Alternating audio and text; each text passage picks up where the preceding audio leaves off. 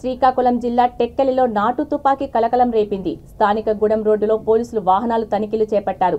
ఈ క్రమంలో మెలియాపుట్టి నుండి వస్తున్న ఇద్దరు వ్యక్తుల నుండి నాటు తుపాకీతో పాటు 12 mm ఖాళీ తూటాలు, లైవ్ తూటాలు లభ్యమయ్యాయి.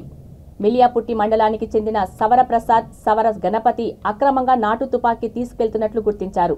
దీనిపై పోలీసులు విచారణ చేపట్టారు. అయితే ఈ తుపాకీ జలమూరు పిఎస్లో హెడ్ కానిస్టేబుల్గా పనిచేస్తున్న యుగంధర్గా గుర్తించారు. కేసు నమోదు చేసిన పోలీసులు నిందితులను అరెస్టు చేశారు.